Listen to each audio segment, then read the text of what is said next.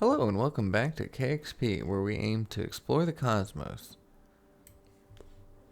I wanted to do a big mission for today's episode, however, we're lacking a little bit of science, so we're going to do a couple short missions to kind of make up that debt. So as you see up at the top, we only have 31.8 science, and for our missions, we want to explore the Mun, and we want to send some Kerbals there. The problem is the technology that we have available is just too limited. The engines just don't have the thrust to weight that we need. So we're going to need to get some science and unlock some better engines if we want to be able to do a crewed landing.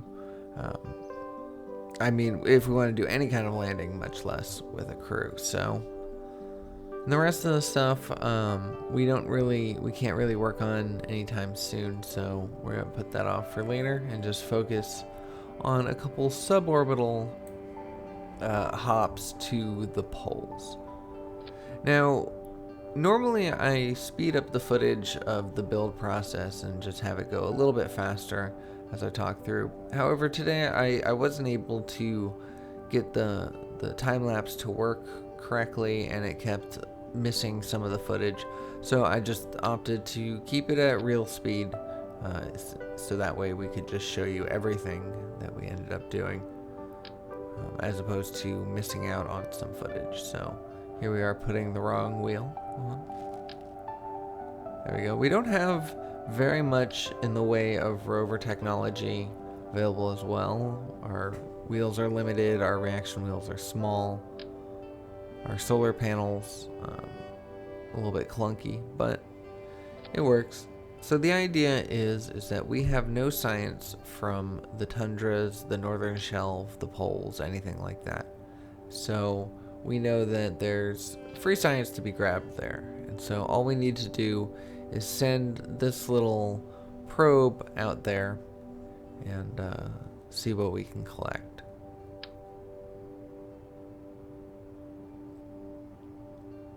So we're throwing some headlights on there because we never know. It might be nighttime when we land.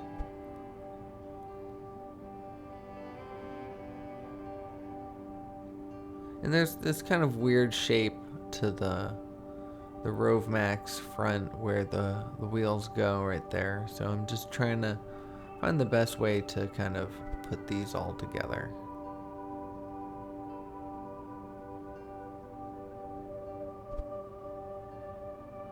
Much slower pace when the build process is in real time, but that's okay. This is kind of aimed to be a nice calming episode today. I have some pretty calming music. We don't do anything too fancy. There's nothing too dangerous that we're attempting, so we're just gonna hang out, have a good time, and get ready for the next episode, which is gonna be all about the Mun. Big old stressful mission, lots at stake, Kerbal lives to be lost, and so it's nice to have a little bit of a calm before the storm. I thought about just doing this mission off camera and just collecting some of the science, because this is a grind, but we're also going to be visiting 2 new locations that we haven't seen yet, and given that this is all about exploration, we should explore that together. So, and the tundras, the poles are pretty interesting with both with parallax and with black racks. It makes them a lot more enjoyable to land on. So it's gonna be nice. So we're just throwing 2 of each experiment, one so I can get in low space, and then one while landed.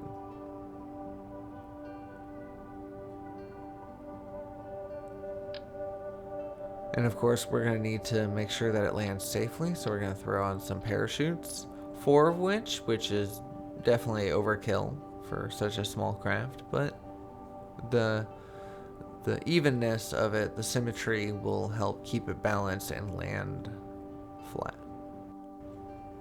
So we did a test flight or a test run of the rover, make sure all of it works, and it does, which is nice. So let's go ahead and get ready to put this into rocket form. So first thing we're going to need is a stack separator. However, we don't have any access to anything, so we're going to just have to deal with a decoupler. Thankfully, if we put it the right side up so that way it doesn't connect to the back of our rover.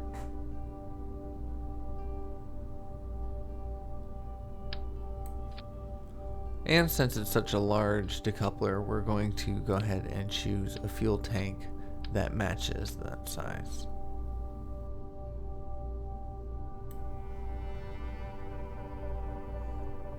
And as you see here, we still have access to the Sphinx liquid fuel engine, which is basically our most powerful engine available at the moment, which is the whole reason why we're doing this. So we're going to go ahead and stick on a 3-point decoupler, and we're going to use this engine instead. I didn't like the thrust to weight ratio that the Sphinx gave us, so we're going to use this. I think it was the Cogsley, one of the low-tech engines that came with uncurbled start, I believe. So with a thrust to weight ratio of over 1, this rocket should be able to take off. However, it was very, very slow in its ascent, so we went ahead and added those side boosters. Momentarily, I went and deleted the whole rocket. I mean, I saved it, but I just went for a new rocket. I thought about changing my design and just sending a capsule, but no, we're gonna deal with this rover. I think it's good enough. The problem that I ran into was there's no satellite communications at the poles. So once we landed this rover, it was dead. Not dead in the water, it was dead in the poles, but it had no control. So we are, instead of scrapping it, instead of redesigning it, making it the Mach 1 command module, we're going to take the external command seat with the IVA mod attached to it, and we're going to send a Kerbal on top of this rover. So Kerbal will have to face the harsh realities of the atmospheric heating effect, but they should be safe enough to survive both departure and re-entry. So I'm just taking one last look over everything, trying to see what the best is. We're going to send Bob, since he's our scientist. There's not really much piloting that's necessary here, but he knows the system well enough. So one last change that we're going to make on our rocket before we go is we're going to give it a little bit of a heat shield to give it the best amount of survivability possible. Unfortunately, we only have a small size heat shield, so that's going to have to do as best we can. I turned down the ablator, that we don't need nearly as much as it comes with.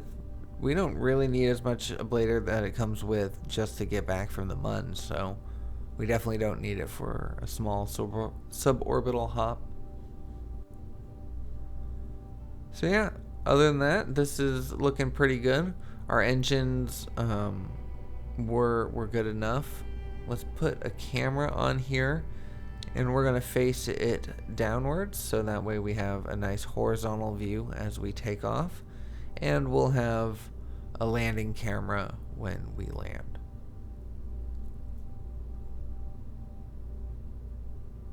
I should have replaced that solar panel because we don't really need a solar panel here. We had plenty of battery. I should have replaced that with a Science Junior, but I did not. And now we're just making sure our IVAs are correct. The external command seat comes with two. There's a plain version, which you've seen before. I've shown many a time. But it also has this kind of orbital command seat.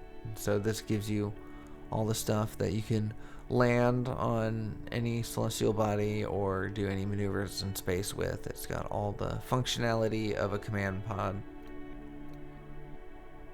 So, one thing I did forget to mention in the beginning is we are going to be doing these missions POV style. We're going to be doing them within the IVA mode. Yeah, it was quite enjoyable to fly this way. And since we haven't really flown the orbital IVA mode of the ECS, there we go. Yeah, I thought this would be kind of fun to do. I am working on a mod list. A couple people have asked me about that. I am going to be working on that. I'm going to try to put a Google Doc together that has the mod list for KXP, that has the mod list for KXP2, for RP1. Anything that I use mods for, I'm going to try to include that in some sort of documentation as well. We had some shaking on the rocket. I talked straight through. We staged our solid rocket boosters pretty easily. They came off. That wasn't what the shaking was, so I wasn't really sure what that was, but about to pass the cloud layer, and the IVA mode has this nice little switch that allows you to reverse your seat's direction, and I thought that was really fun during this mission, that I was able to kind of like turn myself around and see our progress. But anyways, I'm gonna have a Google Doc with our mod list soon, probably not in this episode, possibly in the next episode I might be able to get to it. We'll see. I want to make sure that it's comprehensive, that things work and everything, because it takes a lot to put things like this together. And I go through a lot of testing and vetting of mods to make sure that everything works before I start a series like this. So here we are. Our apoapsis is still fairly low. We're only at 15 kilometers above the surface. And we're just steadily rising. We have a pretty high angle. We're not taking the most efficient route, but we will be gravity turning soon.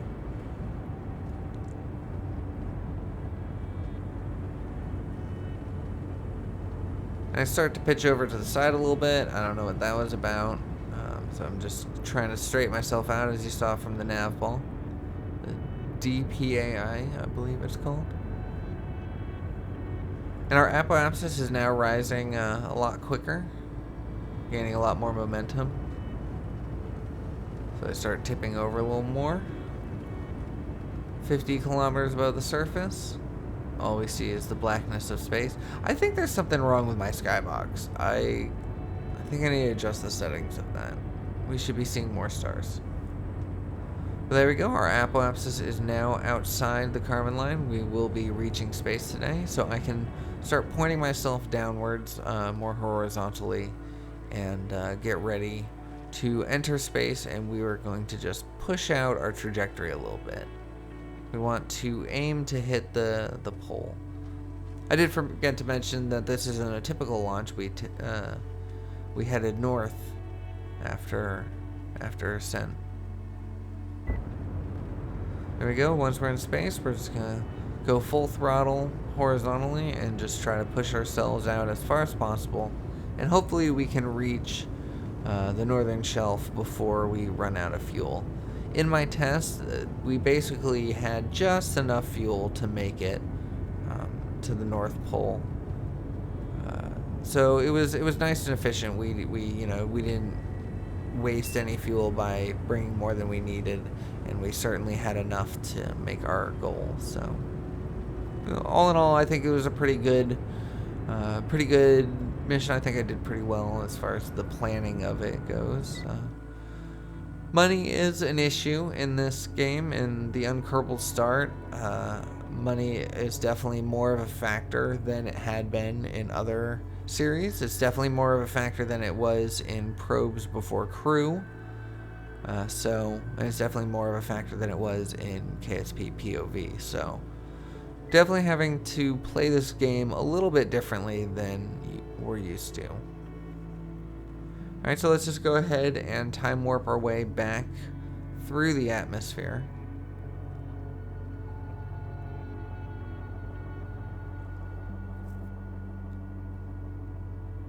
It's nice to be able to look around with a lot more freedom. We don't have any glass in our way, and we actually have a full view.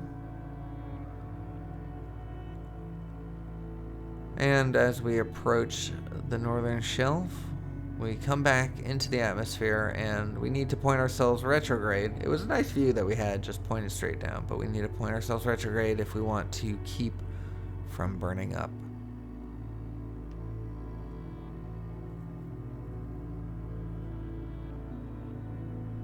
So now I go ahead and straighten myself out. I just kind of wanted to straighten myself out, but if I were to do this again, I think I would leave myself to the side. It was a nice view seeing those clouds come in, but we are able to see it through our camera down on the right. We used up the last of our fuel, and go ahead and just let it coast back, take some of the heat. Flip our seat around to get a face full of fire. Yeah, that's nice.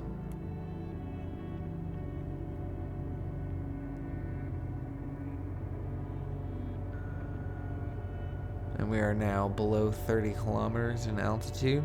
We have our high G warning going on. I go ahead and tilt the craft a little bit so I can see the clouds again. This is when I realized that I should have just left it.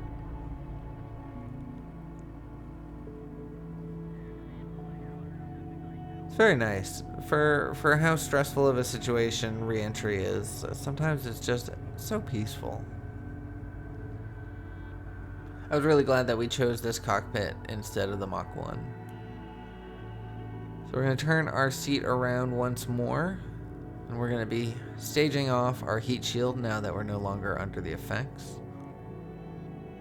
Go ahead and hit the spacebar.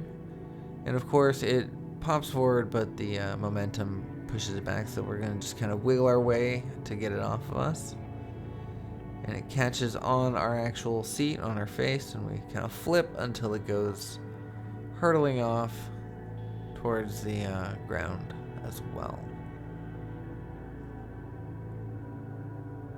I was about to go into retrograde, but then I realized there's really no need now to face retrograde. We've passed all of the atmospheric forces, so it's actually going to be better to face prograde because our parachutes will reorient ourselves.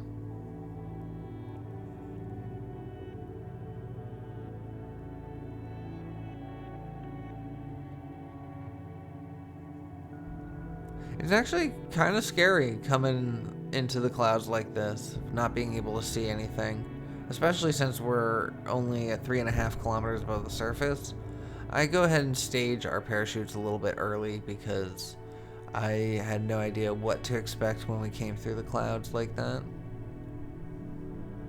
But it's a nice calm day in the northern shelf. No snowstorms, unfortunately. I was kind of hoping that we would be able to see some of that. But no, just the rocky surface and a midday sunset. We do our first chunk of science experiments in low altitude above the northern shelf. And as our parachutes open, it straightens us out. That symmetry was perfect to keep us level. And we should be coming down relatively smoothly. Bob is thankful for Bill's engineering and thankful that he knows how to keep a Kerbal safe. We're playing unkerbal start once again, so that means that everything we do, we kind of have to do with a probe first because we just don't have the technology to keep Kerbal safe until we've gotten a lot more science and stuff. And I'm kind of glad that we're getting into that time period. Anyways, the ground comes up very quickly, but we land solidly on all four wheels and start going backwards fairly quickly for some reason. So let's go ahead and do our science. now that we're landed. A lot of good stuff to be had there. I'm going to flip our seat around just to make sure that we don't have any kind of danger ahead of us. We're not about to roll off a cliff. Glad to see that we're not. But of course we do want to stop rolling. So I'm going to search around for the brakes and eventually find them.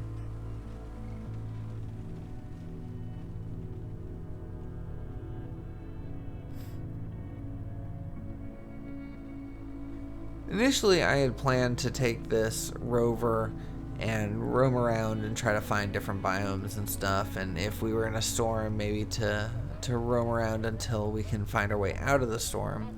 But since we're just kind of in the middle of nowhere, no set direction to go, and it looks like our wheels are clipping into the ground, I decided to just call this mission where it's at, and we're going to do another suborbital hop, this time to the South Pole.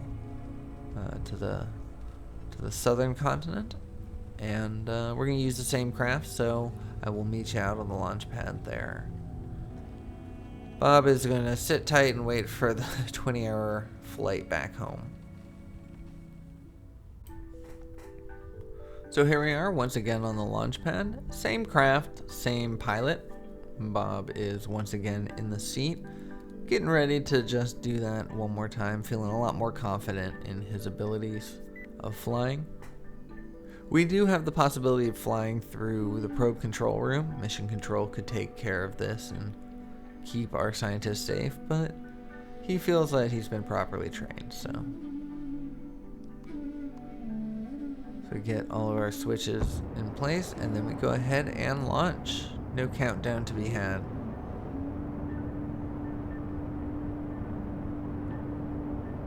And I forgot to turn SAS on, so we started to drift a little bit, but thankfully caught it in time.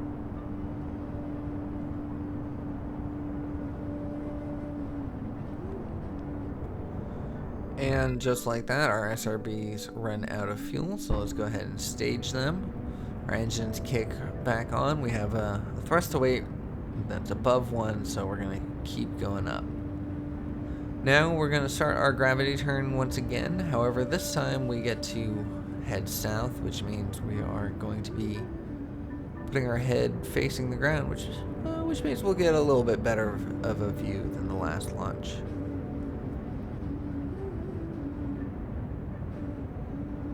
There's also some clouds directly above us, so we have something to fly through. Always fun. Oh, there were clouds ahead of us in the last one. I forgot about that. Either way, it's always fun to fly through the clouds. Nice night sky. Let's flip our seat around and say goodbye to the KSC. Give everyone a nice wave. And then get back to the flight.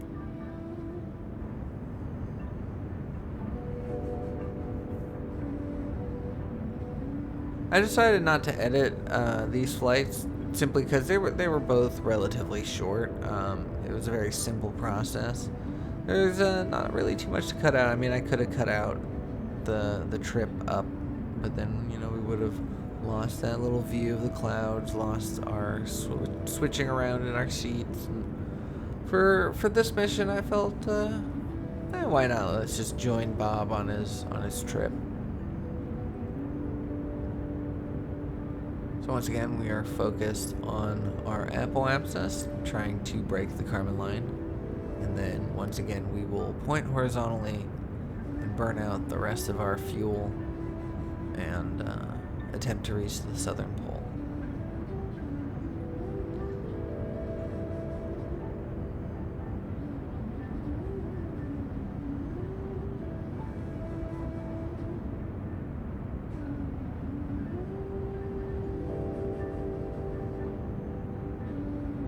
And we seem to be doing pretty well. We're about to pass the 55-kilometer mark.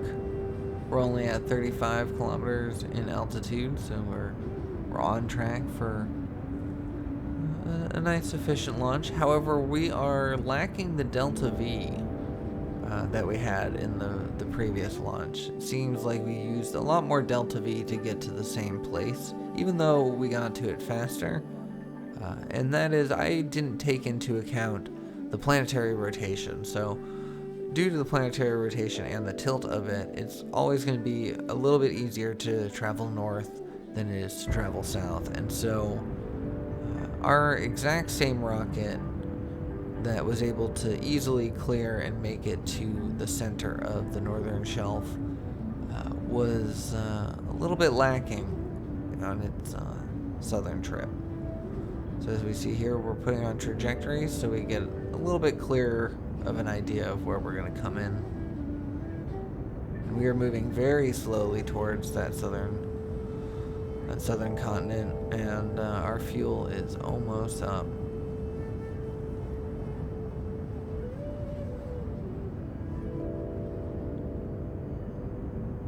We move a little faster pointing prograde, but as you see here, we are going to come in short of our goal, unfortunately.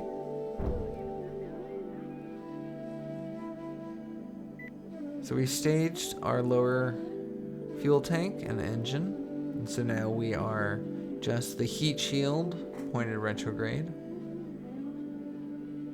So it's unfortunate we're not going to be able to reach the continental landmass, but we don't have any science from the water that far south, and I believe the oceans are a different biome that far south.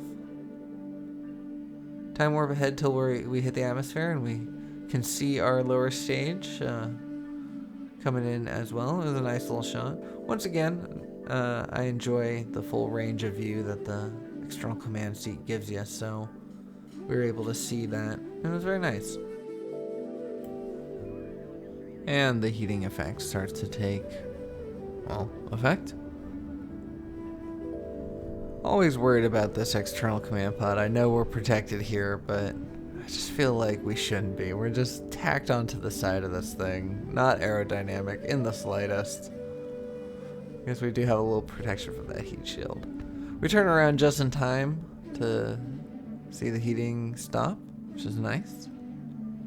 Let's turn off trajectories. We don't need that there.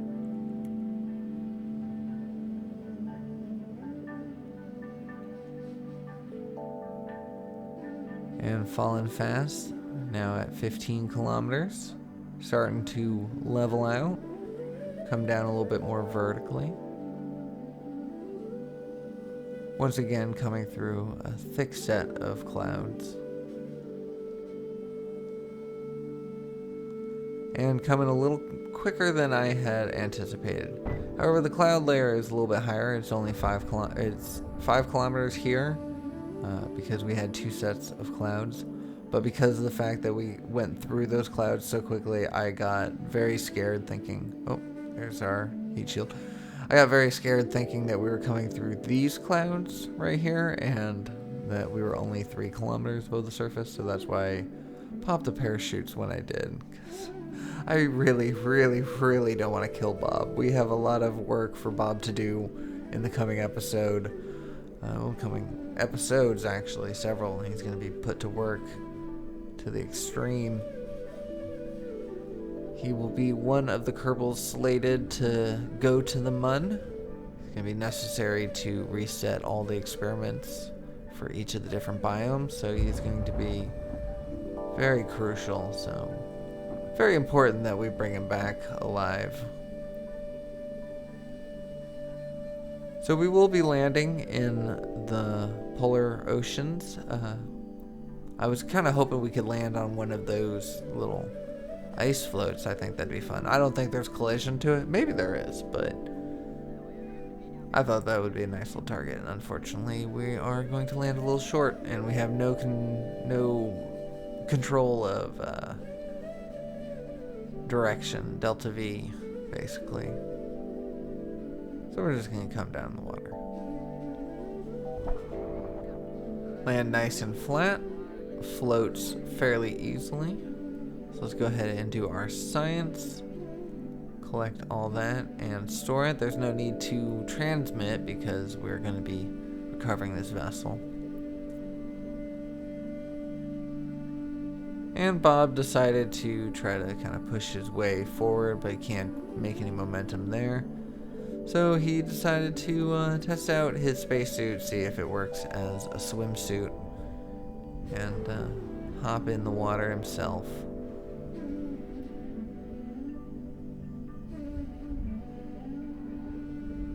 Thankfully, there's a heater built in, so he's not absolutely freezing. So that was fun. That was nice. But time to get back in the craft and wait for rescue. But that's a lot easier said than done, so Bob is going to have to tread water until they come. Many hours later, Bob is comfortably back home, delivered the science, 124.3 points of it. We are immediately going to spend 90 of those to unlock the heavy rocketry, to get the swivel engine, the Valiant, and the Kodiak. Which I've never actually used the Kodiak before, so I'm very curious about that. We only have enough science to unlock one node, which is the small reentry pod, but we don't really need that. We've got the command pod. But anyways, that is where I'm going to leave today's episode. In the next one, we are going to the Mun. We're going to bring some Kerbals there, and we're going to use those engines that we worked so hard to unlock. So this was just a short and sweet episode to kind of catalog what it takes to make some progress in the Unkerbal Start mod. But anyways, thank you so much for watching. I hope you enjoyed this. I hope you're looking forward for more KXP. If you did, please consider giving me a like, drop me a comment, let me know your thoughts, and I will see y'all in the next one. Take care.